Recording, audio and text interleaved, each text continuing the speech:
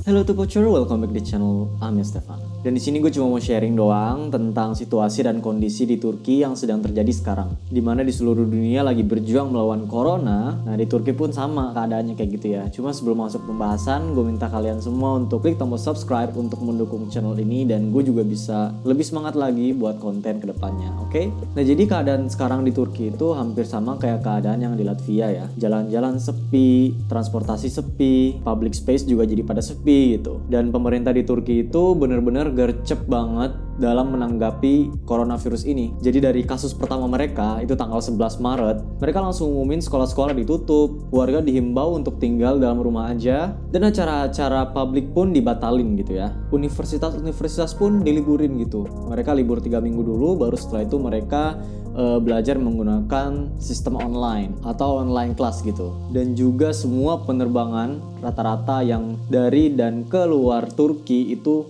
pada ditutup atau pada di cancel flightnya. Dan juga contohnya pemerintah lokal di Konya, di kota gua itu mereka nyebarin hand sanitizer di stasiun-stasiun tramway, dan juga semua public space, public transport itu disemprotin pakai disinfektan. Dan juga pemerintah Turki baru-baru ini ngeluarin peraturan kalau yang ngeyel gitu ya, dikasih tahu di rumah aja tapi malah keluyuran, itu bakalan dikasih denda, terutama itu orang tua. Karena kan orang tua tuh paling sensitif banget ya sama penyakit corona ini dari kasus kematiannya, dan dendanya pun gak main-main, sekitar 3.350 lira atau sekitar 8.400.000 kalau dengan kurs yang sekarang gitu. Ya itu lumayan sih kalau untuk ukuran denda ya. Bukan cuma orang yang ngeyel doang, tapi juga ada sanksi buat orang-orang yang melakukan perkumpulan di suatu tempat ibadah gitu, contohnya misalnya kayak sholat berjamaah di masjid, atau misalnya kumpul-kumpul di gereja atau di rumah ibadah lainnya, itu mereka dikenain denda sekitar 392 lira atau sekitar 980 ribuan. Nah terus juga buat orang-orang yang piknik-piknik gitu ya, FYI, orang-orang Turki itu suka banget sama yang namanya piknik, apalagi di musim-musim sekarang kan udah beres musim dingin, udah nggak dingin lagi, terus bunga-bunga pada tumbuhan mekar, pokoknya hijau asri di mana-mana. Dan mereka biasanya kalau di bulan-bulan ini tuh mereka suka barbekyuan gitu bareng sama keluarga mereka atau teman-teman mereka gitu. Cuma buat yang ngeyel, yang masih ngelakuin piknik, itu mereka akan juga dikenakan denda sekitar 300 liraan gitu. Dan juga buat orang-orang yang masih ngeyel buka tempat kerja mereka, itu pun mereka akan dikenakan denda. Emang sih kelihatan dari sini pemerintah Turki itu benar-benar ketat banget ya dalam menangani hal virus corona ini, karena kelihatan juga di Turki itu penyebaran virus ini tuh cepet banget. Dari kasus pertama mereka tanggal 11 Maret sampai sekarang hari ini tanggal 27 itu udah ada 3.629 kasus, 75 orang meninggal dan 26 sembuh. Lebih cepet gitu ya, lebih rapid daripada Indonesia. Kalau Indonesia kan kasus pertamanya tanggal 2 Maret kalau nggak salah ya, dan sampai sekarang Indonesia masih terdeteksi 1.000 kasus gitu. Cuma nggak tahu kalau misalnya pemerintah melakukan rapid test, mungkin aja juga bisa ketahuan, mungkin aja bisa juga lebih ya, naudzubillah min dzalik. Dan juga kasus corona di Turki itu cepat ketahuannya karena pemerintahnya itu juga melakukan rapid test ke warga-warganya, dan tesnya itu gue lihat di internet gratis ya, nggak bayar. Gak tau kalau misalnya di Indonesia, gue lihat hari ini gue baca berita di Jakarta katanya ikut rapid test itu ada yang sampai 500.000, tapi kalau di Turki itu tesnya gratis. Dan juga orang-orang yang meninggal karena corona di Turki itu semuanya orang tua gitu ya. Makanya pemerintah itu benar-benar memperketat banget pergerakan orang tua untuk bisa keluar rumah mereka. Mereka tuh benar-benar ngejaga banget orang-orang tua mereka. Dan pemerintah bukan cuma sekedar ngebuat peraturan buat ngurung orang tua di rumah, tapi juga mereka ngebantu buat ngebeliin keperluan yang dibutuhin sama orang-orang tua yang nggak bisa keluar rumah gitu ya. Ne ihtiyacınız vardı? Vallahi ekmek yok, süt yok, yoğurt yok. Tamam, listemiz hazır mı? Böyle Yok, liste. kusura bakmayın.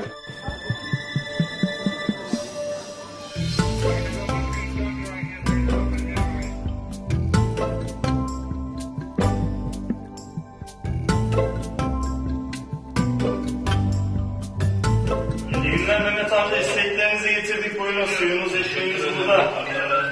Şunu teslim edelim. Teşekkür ederim.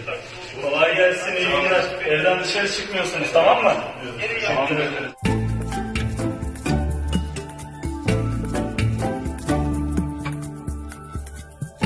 Numaranın ihtiyaçları ile ilgili. Evet, ihtiyaçları karşılanmış. Yumurta, kereviz, süt, portakal. Ayrıca 6 numaranın da ekmek ihtiyacı vardı. sana yolluyorum. Onu da aldık. Dan juga pemerintah di Turki itu mereka meminta warganya untuk mendukung tenaga medis yang nanganin kasus corona ini. Dan salah satu bentuk dukungannya yaitu mereka bertepuk tangan setiap jam 9 malam. Ini salah satu kekompakan di Turki ya yang gue salutin. Kalau yang gue lihat mereka itu bangsa yang solid gitu. Mereka selalu berusaha untuk menyemangati satu sama lain ketika ada masalah gitu.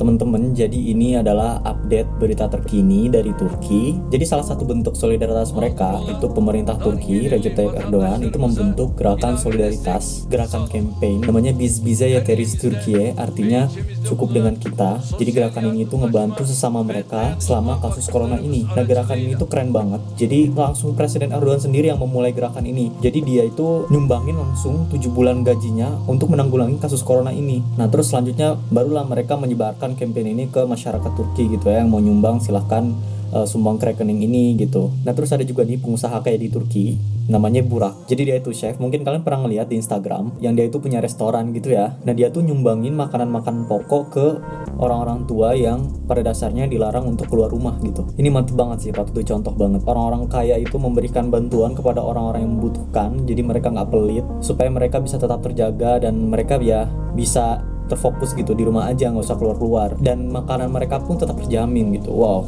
salut banget sumpah. Selain itu pemerintah Turki juga memulangkan pelajar-pelajar mereka yang tinggal di luar negeri. Jumlah pelajarnya itu ada sekitar 3.358 dan mereka dikarantina di dalam asrama pelajar Turki selama 2 minggu. Dan juga bukan cuma pelajar yang dikarantina, tapi ada juga jemaah umroh nih yang baru balik. Mereka pun dikarantina di asrama pelajar gitu ya. Jadi pemerintah karena udah ngeliburin universitas dan semua mahasiswa pun balik ke rumah mereka masing-masing, jadi asrama itu kosong. Dan asramanya itu benar-benar dibersihin sampai higienis kinclong, baru mereka ditempatin di situ semua. Nah, yang kasihannya ini adalah mahasiswa-mahasiswa asing yang emang pada aslinya tuh tinggalnya di asrama bukan di rumah gitu ya. Gara-gara asrama jadiin tempat karantina, mereka jadi pindah ke asrama lain, pindah ke asrama A. Kabarnya besok asrama A ini bakal jadiin tempat karantina, akhirnya pindah lagi ke asrama B gitu. Nah, terus setelah itu asrama B dikabarin lagi bakalan jadi tempat karantina. Akhirnya mereka pun harus pindah ke asrama C, asrama lain. Gitu aja terus ya, pindah-pindah gitu. Kasihan juga kan. Nah, cuma nih teman-teman, di sisi lain dari kasus corona ini banyak banget kasus rasisme yang terjadi di Turki. Kalau naik bis itu semuanya diliatin gara-gara kita mukanya beda. Kalau jalan tiba-tiba ada gerombolan orang teriakin kita corona gitu. Terus yang aku dipersusah buat visa, langsung kan lihat mataku sipit buat muka Asia gitu. Hastamsın gitu berkali-kali Bi, padahal aku udah jawab pertama kalinya hasta değilim, aku bilang ya corona var içinde, corona var tadi ya. Tamam ya, hasta değilim, aku bilang ya niye bağırıyorsun bana, kata dia. Ya Allah, padahal kamu emang gak bağırıyorsun. Aku bilang gitu, udah mati berkali-kali loh, gak cuma sekali Bi, 4 kali 5 kali semua orang liatin aku. Mataku itu udah berkaca-kaca. Habis itu kata dia gini, kamu tuh jawab makanya, kata dia. Kalau aku nggak bolehin kamu masuk, kamu nggak bakal bisa masuk ke dalam, kata dia gitu. Astagfirullahaladzim, memang aku dari tadi nggak jawab, aku dalam hati tuh kesel pokoknya. Terus ke semua orang gitu dia teriak-teriak corona dia bilang. Semua orang ngeliatin aku kayak jijik gitu, tahu gimana sih diliatin jijik. Semuanya dipersulit dia dari situ, aku suruh bayar segala macam, padahal kan nggak bayar harusnya. Disuruh bayar berapa? 100 euro. Sumpah 100 euro? 120 ya. Orang Turki nih, gara-gara corona ini pokoknya dah, sekitarnya rasis banget pokoknya dah. Sumpah? Iya, semuanya orang yang mata sipit dah. Terus bukan cuma mata sipit, dia banjir. Orang Afghanistan tuh yang kemarin dikonya itu, yang sampai ditusuk pakai pisau. Terus di sini juga, misalkan aku kemarin tuh ke PTT, aku harus ngirim sesuatu itu. Terus orang di jalan, di toko gitu, habis sampai keluar dari dalam toko, dia bilang, oh narda corona var. Terus semuanya orang lihat ke aku. Dan aku diem, nunduk. Aku pura-pura gak denger, terus aku langsung jalanku cepet-cepetin gitu. Terus ternyata gak cuma ke aku gitu, semua orang juga, temen-temenku, teman sekelasku tiba-tiba datang ke aku ke tempat dudukku tuh, tiba-tiba nanya, kamu kapan pulang terakhir ke rumah malaikat kamu gitu. Udah 3 tahun aku di sini, aku bilang gitu kan, aku nggak pulang aku gitu. Terus dia bilang, oh iya gitu, syukur deh kamu nggak ada corona kan di kamu, kata dia, kamu nggak sakit corona kan sekarang, dia bilang gitu. Ya enggak, ngapain gua masuk kelas dan duduk di samping lo sekarang. Terus dia bilang, kalau ada corona kita putus pertemanan. Siapa juga temenan awal lo, tiba-tiba lo datang nanya corona. Temen sekelas lo kayak gitu ngomong ke aku, cewek. Pernah tuh kemarin juga tuh Aku tuh jadi parno sih, aku jadi parno batuk di dalam bis. Misalkan aku keringetan nih, panas atau apa gitu ya, terus aku parno dong ngelap hidungku pakai tisu. Soalnya kalau udah kayak gitu dikiranya aku flu, semua orang lihat ke aku gitu loh, terus kayak jijik gitu, kayak takut menghindar. Dan bahkan salah satu kasus rasisme di Turki yang paling parah itu ada kejadian di kota Konya, itu kota gua, di mana ada orang Turki yang ngebunuh orang Afghanistan. Ya orang Afghanistan itu kan ada yang kayak orang Asia gitu ya, yang sipit-sipit matanya. Jadi dia itu ditusuk karena dituduh dia membawa virus corona ke Turki. Ini kan gak make sense gitu ya, main nuduh-nuduh aja tanpa alasan gitu, tanpa ada bukti yang jelas gitu loh. Oke, segitu dulu video kita kali ini. Jangan lupa untuk klik tombol like kalau misalnya kalian suka dengan konten ini. Gua Ahmad pamit, and as always, go to Shurus.